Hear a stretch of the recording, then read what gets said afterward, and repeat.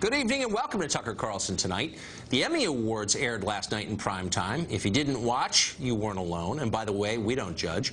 Even by the usual standards of show business, last night's show was a remarkable triumph of identity politics over art and entertainment. Even before it began, an actress called Issa Rae told reporters she was planning to judge the nominees solely on the basis of their skin color without reference to their talent or achievement. And she wasn't the only one. Who are you rooting for tonight? I'm rooting for everybody black. I want to thank Trump for making black people #1 on the most oppressed list. He's the reason I'm probably up here. Those comments didn't seem to raise an eyebrow, but of course they didn't. It's 2017, and so we're used to open race hostility from the left, so used to it that many of us no longer even notice. The entire show was like that. It came closer to political indoctrination than entertainment. Here's a selection. Unlike the presidency, Emmys go to the winner of the popular vote. I suppose I should say, at long last, Mr. President, here is your Emmy. Imagine if your president was not beloved by Nazis. And in 2017, we still refuse to be controlled by a sexist, egotistical, lying, hypocritical bigot. So celebrities are liberal. They don't like Trump. Whatever, that's fine. In fact, it's normal.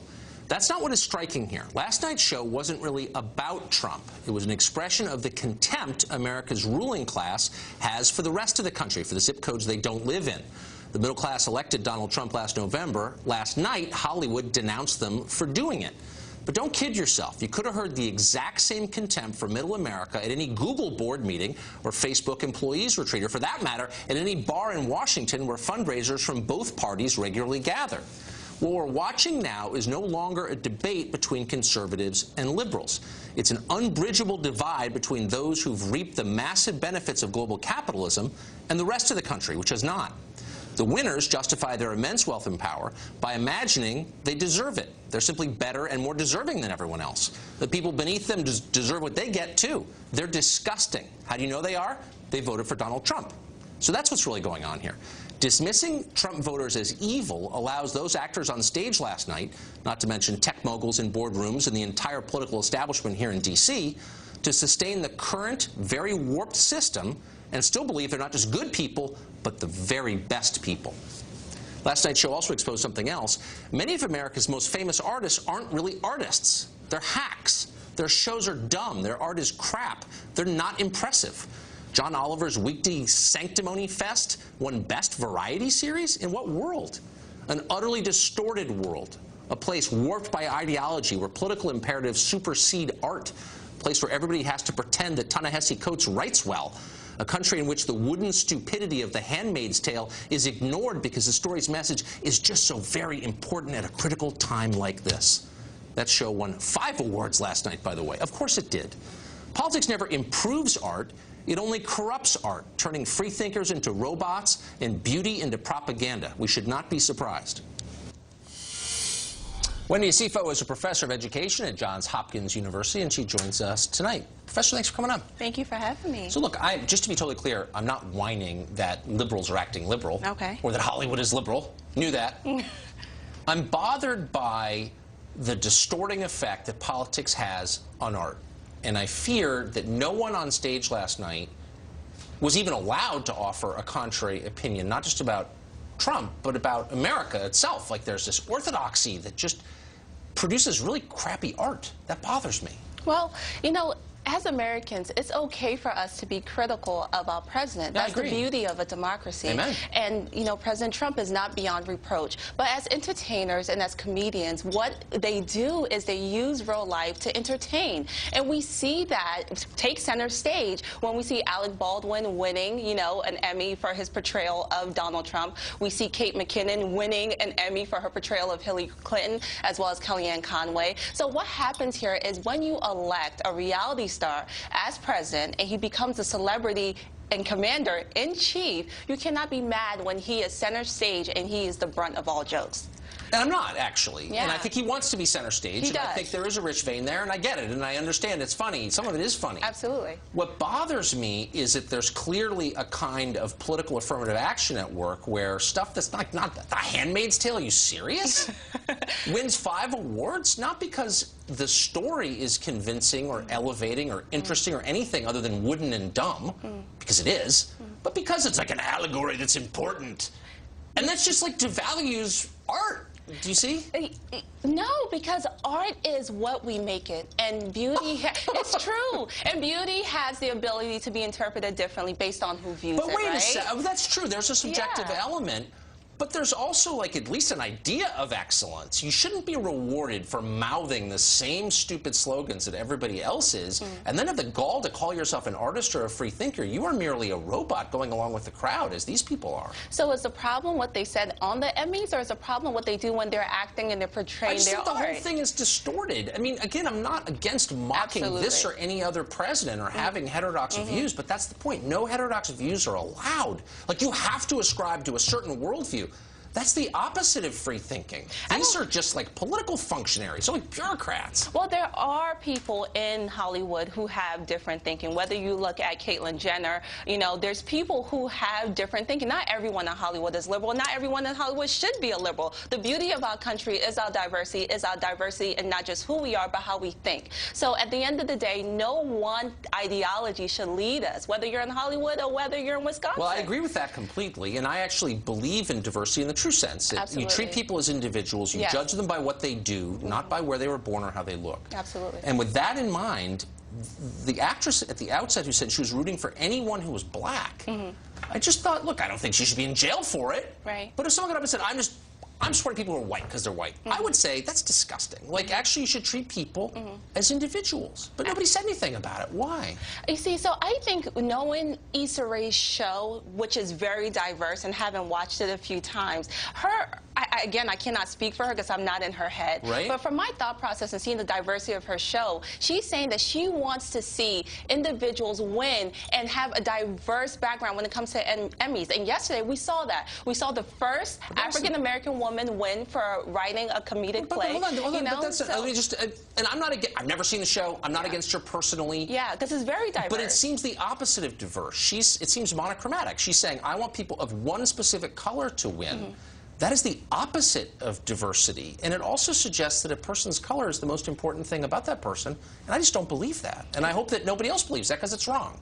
Our country wasn't founded on that, and what matters is not your color. What matters is us coming together. And again, not being in her head, but just seeing her art form time and time again. She is a diverse thinker, and she was basically trying to say, you know, it'll be great if we escape from the norm and we have individuals who represent all walks of life walking across that stage. Yeah, she only mentioned one group, and that's I just think it's a divisive habit of thought. Well, Once it's you beautiful that the first Muslim and first South Asian actually won an award for acting yesterday, and that's the diversity we need in this country. I think looking at the world like that gets you to civil war, actually. I think you should look at people first as individuals. Absolutely. What did this person do? What does he believe? What's what has their merit? he achieved? Absolutely. Exactly right. And as soon as you see people as indistinguishable from anybody else in their same group, that's when people really start hating each other. Absolutely. We can't be divisive. That does not help us. But you don't see that as divisive, to say I'm rooting for people just because of how they look. So again, I am not in her head, but again, looking at her artwork and her art product, what I have seen from her has been diversity and inclusion. So I believe that what she was trying to say was,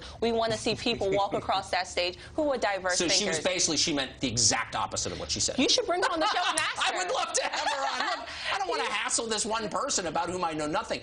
It's just, she seems a metaphor, really, for a kind of thinking that's very pervasive right now, that I'm rooting for my group or my team or my tribe, and I just think that, you know, I think we should think of each other as Americans. Absolutely. Finally, the Emmys, the numbers are going down. Yes.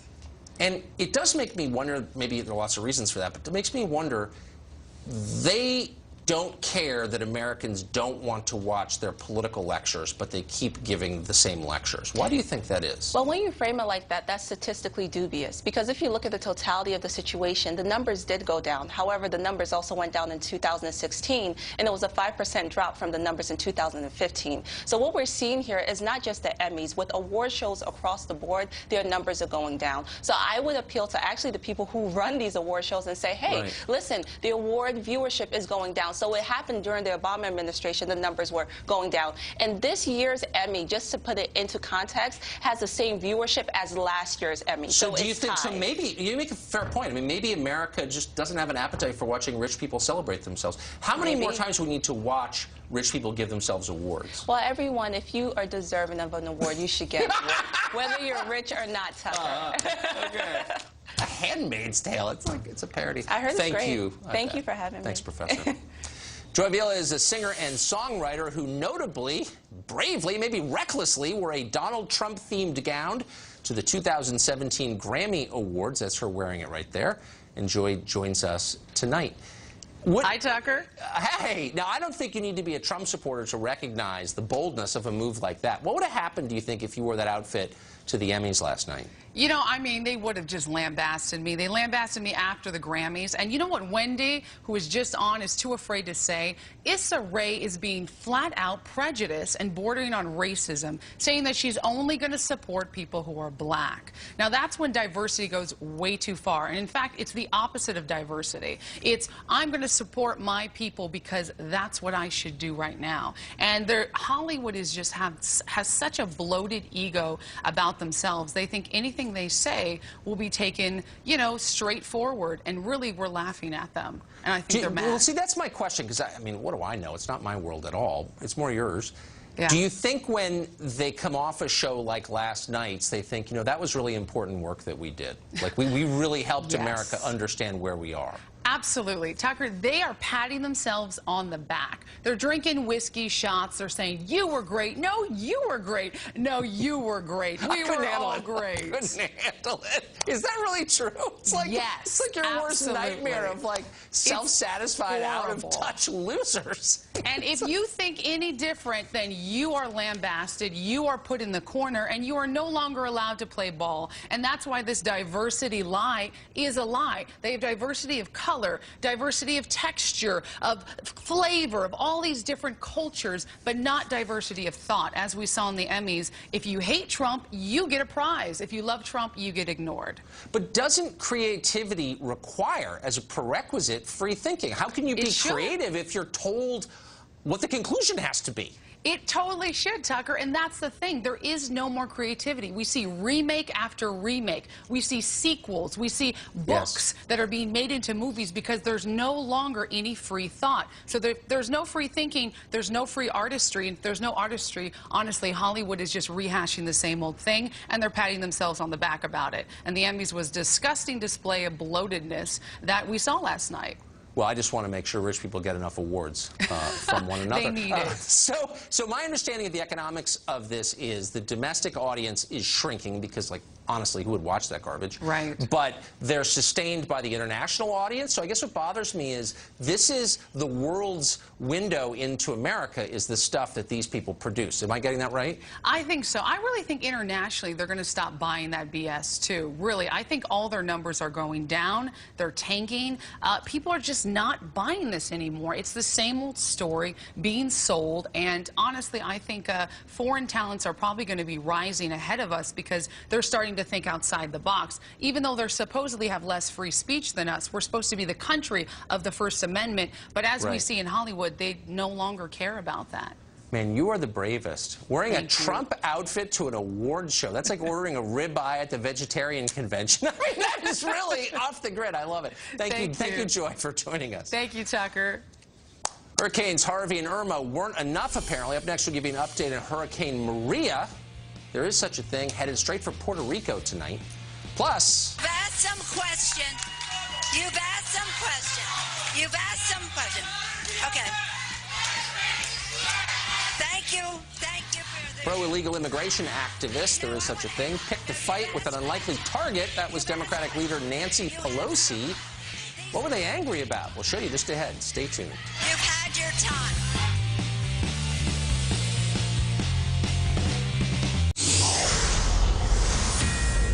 This is a Fox News alert. 2017's devastating hurricane season continues. Unfortunately, another storm called Hurricane Maria barreling toward Puerto Rico at this hour.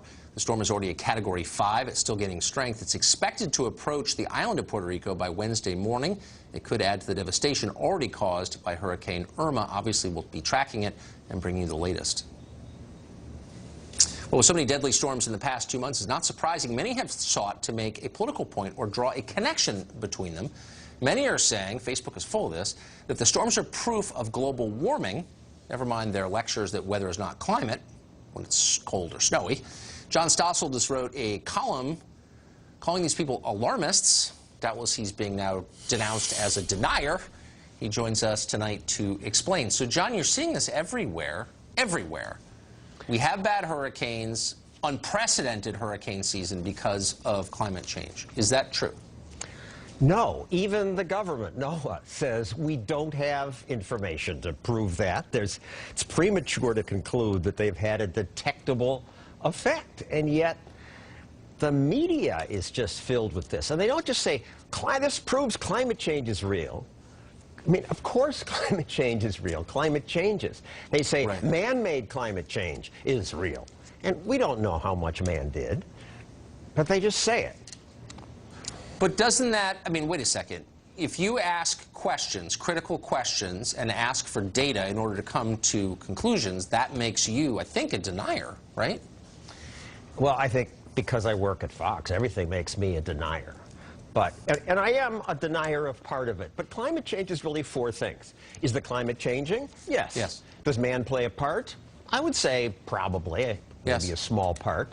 Is it going to be a crisis? It might be, it's possible. But the most important one, four, is anything we do now going to make any significant difference? And no, I am a denier because we're just wasting money and hurting poor people doing the stuff we did under President Obama and before him.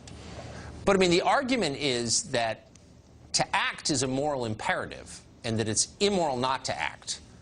You don't buy that? It's immoral to act if it isn't going to make much difference, if it makes it harder for poor people to live. If it raises the price of energy, that really hurts people. It might be a moral imperative to act on malaria or dysentery, real problems we have now, but we don't know about climate change. And buying all the Priuses, if everybody followed the Paris Agreement, which they wouldn't have, even the proponents admit it would only make the slightest difference. Why is it that a debate about science has so many moral overtones? It's the new religion of the left. Man pollutes, man's carbon, greedy industries. This has to hurt people. We have to fight this. This is their religion. Can you think of any other species of science where asking questions is considered wrong? No. Asking questions is good. There are no dumb questions. Right. And isn't skepticism the essence of the scientific method? Yes, though they say, well, it's beyond that now. Everybody agrees. But they don't agree that it's a crisis or that we can do anything about it. As a consumer reporter, I have covered so many of these scares. Pesticides are causing the cancer epidemic. Y2K is going to make all the planes crash endlessly. They don't happen. So can you think, I mean, medicine obviously is another branch of science. What would happen if you applied these same rules to medical research? That we know what we know, and anyone who asks questions or evidences skepticism is immoral and ought to be punished. What kind of medicines do you think we'd develop? Progress would stop. But remember, the researchers have an incentive to say, this is a crisis, and if we do this, it'll make it better, because then they get money. If they say, we don't know, or it might not make a difference, they don't get money. Or this is incredibly complicated, and we see part of the picture, but not the whole picture, because that's the way life is. Bottom line, you are saying there is no consensus that climate change is responsible for more powerful hurricanes. That's what I'm not the scientist who can make that decision, but NOAA says it. Right. Interesting. John Sussel, thank you very much for that. Thanks, Tucker. Good luck with the aftermath, the blowback. Nancy Pelosi is pushing a deal to secure amnesty for hundreds of thousands of illegal immigrants. Why is she under attack from the very same group? A bizarre confrontation. We've got the tape for you next. You have spoken. You've had your time.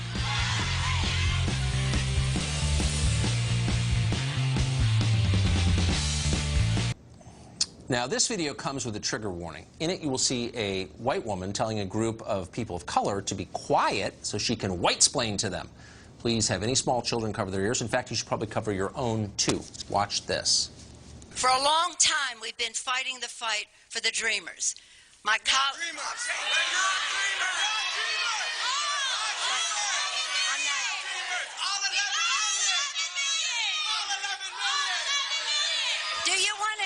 Do you want to hear an answer, or do you just want to shout?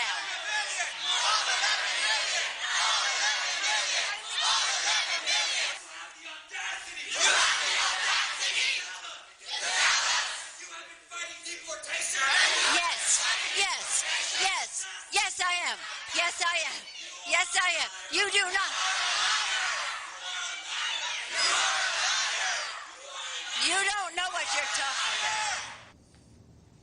The revolution always consumes itself. Now, why were those people so mad at Pelosi? Well, they're furious that she's negotiating with the president to protect DACA beneficiaries from being deported.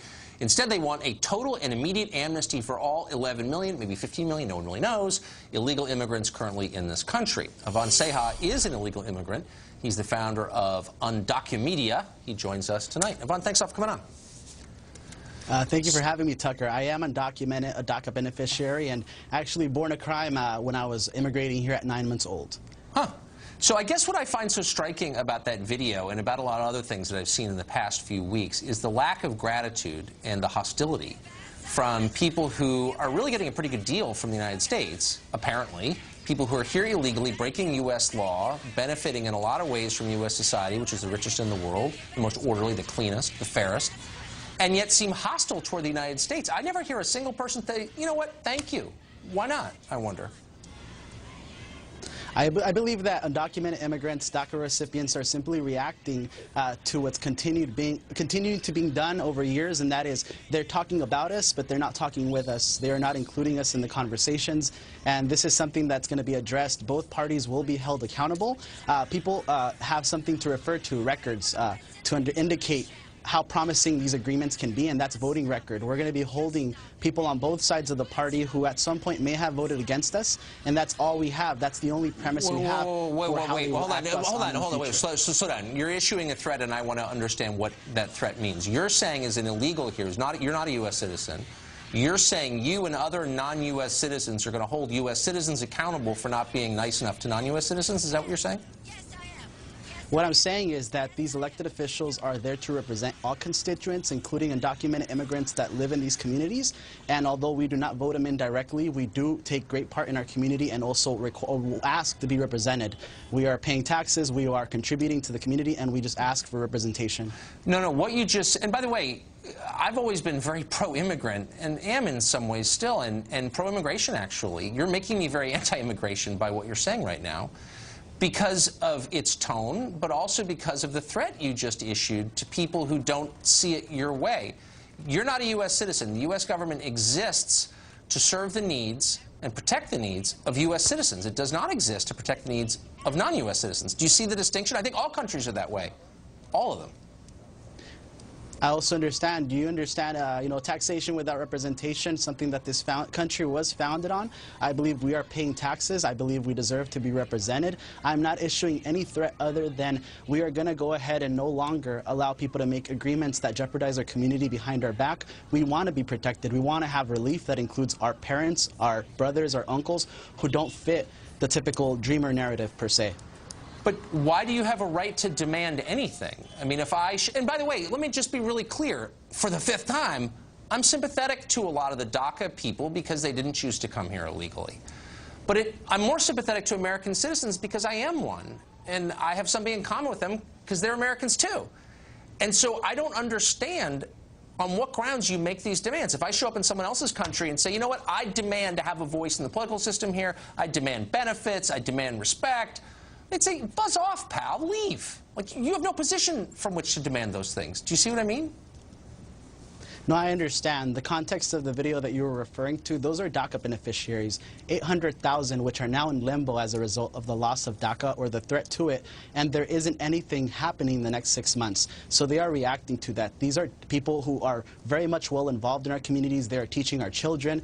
They are police officers, firemen, paramedics. Even in the recent hurricane hits, they were putting their lives on the line to save other people. And nowhere did they question, that's just are you a nonsense. citizen? It's just Are you a totally legal permanent resident? nonsense. It's just nonsense, okay? Yeah, some of them are great people. Some of them are criminals and drug dealers. They're people, okay? So not all of them are future Medal of Honor recipients. Let's stop with the propaganda. I'm asking a much bigger question about what citizenship means and about the rights of people from other countries to demand political influence and money from a country that's not theirs.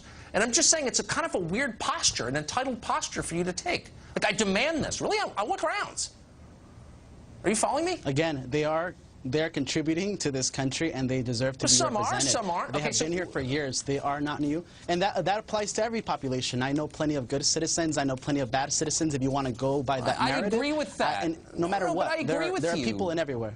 But they're citizens and non-citizens. That's the distinction that the left is seeking to erase. We're all the same.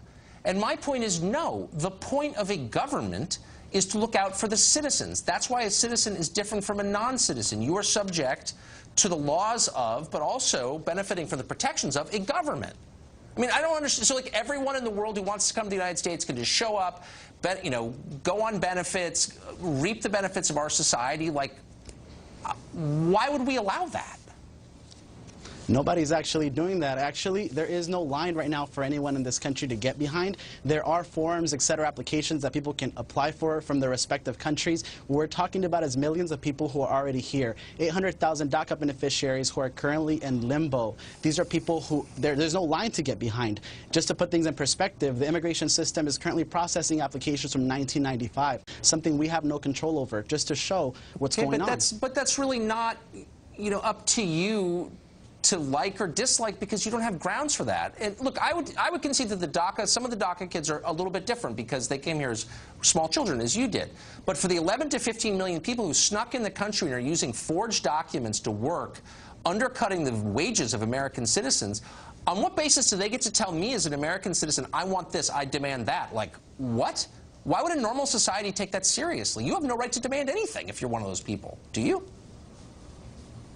Again, I'm one of the main examples of people, millions, who have been here for decades. We've been contributing. We've these been are major back. distinctions that you're ignoring. Okay. And so you think that all of your relatives... There's push and pull factors.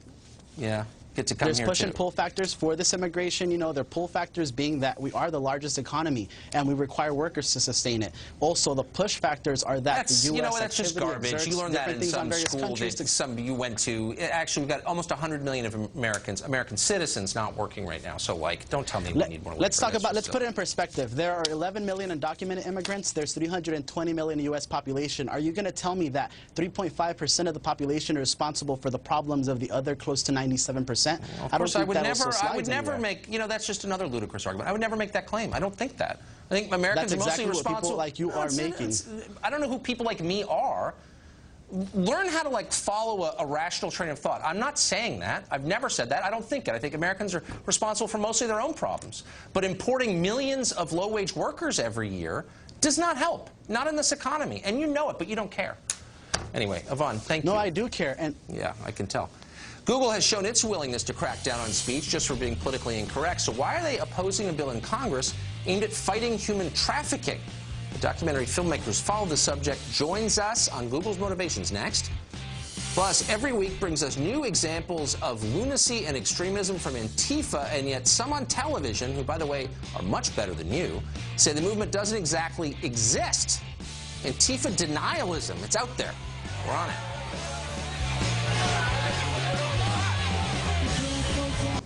Right now, the U.S. Senate is considering a bill that is intended to combat human trafficking by punishing websites that allow human traffickers or accused human traffickers to ply their trade. One critic of the bill appears to be the tech giant Google. Mary Mazzeo is a documentary filmmaker. She campaigns against human trafficking. She says Google has played a key role in protecting websites that traffic in humans. Mary Mazzeo joins us tonight. Mary, thanks for coming on.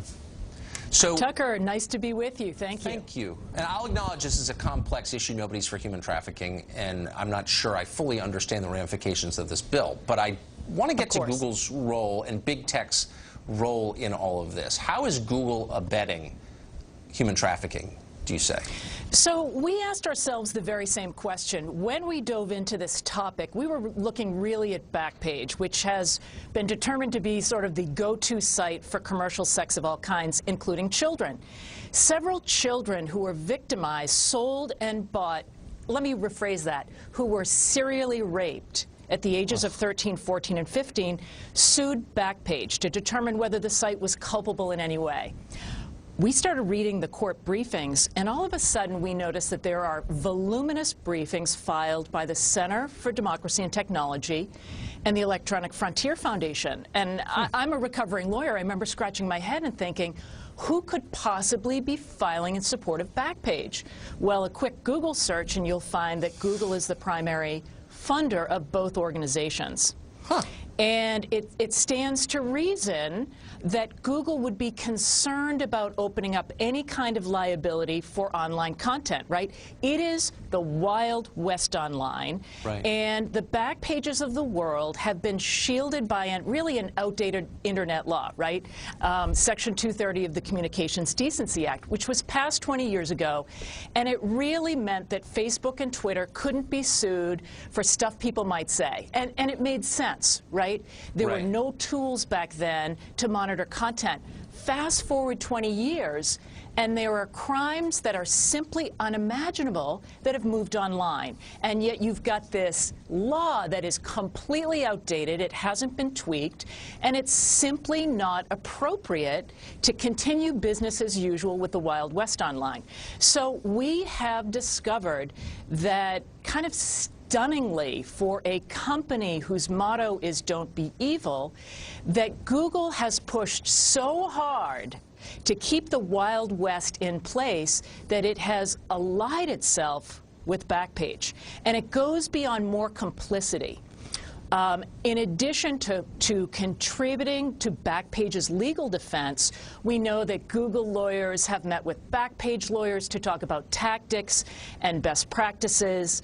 And it's really shocking on really the lack of ethics, I think, around this issue for a company that is really so revered. What's so interesting, though, is that so many tech companies are complicit in shutting down speech in other countries, right? I mean, they're complicit with the Chinese government, for example, Facebook. And the Burmese government, and shutting down political dissent in this country, and yet they're drawing just a line in the sand on this? Well, you see them last week start to remove alt-right speech. Now, if alt-right speech is inciting violence, that's a good, laudable thing. But when it comes to sex trafficking, you can Google "buy a child for sex," and within moments, a child can be delivered to your home. And that is the fundamental problem. And Google is, right now, it is imperative for them to be on the right side of the issue. Now, Google does fund anti-trafficking organizations. Again, laudable. However, when you look at the timing of when they began funding anti-trafficking organizations, it coincides with activists looking to tweak this law that has shielded Backpage. I mean, why is it still legal in 2017 to host advertisements selling children? It is child abuse, it is serial rape, and it's protected.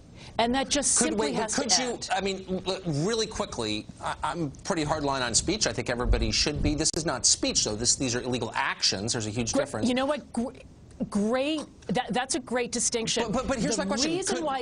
Could you host an ad selling illegal weapons? You know, machine guns or suppressors? You couldn't, right? You'd think you couldn't. You couldn't hold. The American public would never stand for a murder-for-hire site.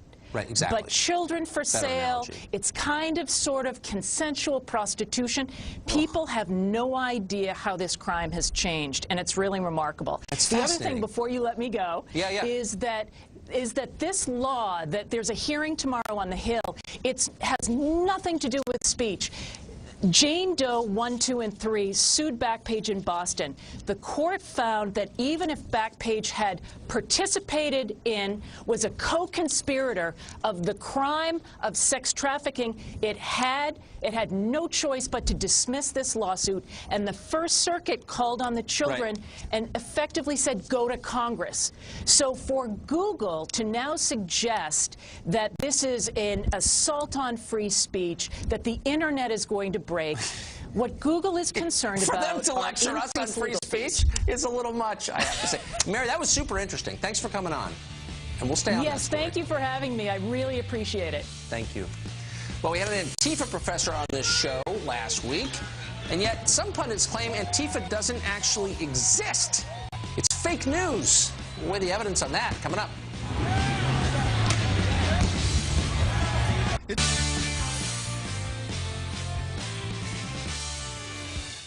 Last Thursday on the show, we talked to John Jay College of Criminal Justice professor Mike Isaacson, who's got a side gig as an anti-fascist organizer, whatever that is. Since appearing on this show, Professor Isaacson has been suspended by school administrators after people noticed a tweet he wrote in which he said it was an honor to teach, quote, future dead cops. That tweet was so over the top that it brought New York police and Bill de Blasio, the mayor there, together for the first time in a long time denouncing it. Having known the sting of unemployment, we never root for anybody's firing, even in this case, but it is worth asking the obvious question, who hired a nutcase like this guy in the first place? Why was he teaching kids? And more pressingly, and this is relevant to you, how many people just like him are still out there teaching your kids right now? Answer, a lot of them. Well, despite the existence of people like Professor Isaacson, and despite now routine violence in cities like Portland, Berkeley, CNN's Don Lemon suggested that Antifa is a fever dream invented by us. Watch. His obsession with Antifa, I don't understand. He has an unhealthy obsession with Antifa, and maybe it's because Fox News. I watch Fox News, and I've been watching Fox News for years, but lately they are obsessed with Antifa and with stories about race and pitting. Is the president being manipulated by Fox News on these stories? Old Don Lemon. Love Don Lemon. But he's not alone, by the way. Whoopi Goldberg of The View says Antifa isn't merely overblown, it's an outright fabrication. Watch. Antifa is one of those things that, I don't want to say the right, but somebody came up with as a catchphrase so that you could say, you know, oh, there is violence on the other side. But I don't remember violent demonstrations before the gentleman who's in now got in. But oftentimes I've found that sometimes the side that is scratching the loudest has sort of orchestrated this so they can bitch about it. Who watches that show? Well, to help us sort out what is real and what is fake, what's a Potemkin protest group, we're joined by townhall.com senior columnist Kurt Schlichter. Kurt, is it possible, and I've actually heard people suggest this, some elected officials, that Antifa, beneath the masks, they're all townhall.com readers? Well, yeah, I mean, I like to mask up and go beat people in the head with a bike lock. No, really, it's all an illusion, Tucker. Insane. You're pulling the strings on the president. You're convincing him that there's not really crowds of little junior anarchists and angry suburban rich kids acting out their fantasies on our streets. No, it's all an illusion. And look, I've had run-ins with Don Lemon in the past, and after listening to what he said, you know, you always have to wonder, has Don been drinking again? And after hearing him say that, I'm kind of hoping he has, because that's the only possible explanation for that string of words that was so transcendently stupid that my head's still spinning. I don't know if I can drive home. So I've always, I can't help myself. I like Don Lemon. I still like Don Lemon, but I don't think he's responsible for what he said. But there's a conservative radio show host who took a ton of heat for suggesting that one tragedy was, you know, made up, that there were actors involved in it. I hear mainstream media figures basically making the same argument right here, that this is some conspiracy, that these left-wing agitators, violent ones, are actually right-wingers? It seems every bit as insane to me. Well, I think it's right up there with fire can't melt steel as the kind of idiotic insight that makes me want to completely redo our education system from K all the way to graduate school. I mean, how dumb do they think we are, Tucker? I know how dumb they probably think the people who follow them are, and they're right. But how dumb do they think us normal people are? Oh, do they think we really don't believe that these guys are doing this? And you're absolutely right about our education system. What do we think is going to happen when we turn it over to lunatics? Kurt, thank you for that. I appreciate it. Thanks for having me. We'll be right back. We actually have some breaking news late in the show. A new report that Trump campaign... We've got an unexpected Fox News alert tonight. There's a new report that former Trump campaign manager Paul Manafort was wiretapped by the Barack Obama administration both before and after the 2016 election. The wiretap required a warrant that needed approval from top Justice Department officials in the Obama administration. The report's from CNN. If it's accurate, it suggests that the president's claim that he was wiretapped by the Obama people in Trump Tower may have been true all along and may have been occurring for much of the 2016 election. If that's true, that's a huge and shocking story, and that's an actual subversion of democracy. We're not sure. We're going to work to confirm the details for you, and we'll be on that tomorrow. That's about it for us tonight. Tune in every night at 8 to the show's the sworn enemy of lying, pomposity, smugness, and groupthink. Also, get ready for our new lineup on Fox. It was announced today. Starting next week, the 5 heads back home to 5 p.m. Brett and Martha stay at 6 and 7. We'll be here at 8, of course. Hannity moves to 9 right after us. We're excited about that. And we're excited about the primetime debut of our friend Laura Ingraham. She's joining the lineup to host the Ingraham Angle starting next month, weeknights at 10. It's going to be a good show. Don't miss it. Have a great night. See you tomorrow. Here's the 5.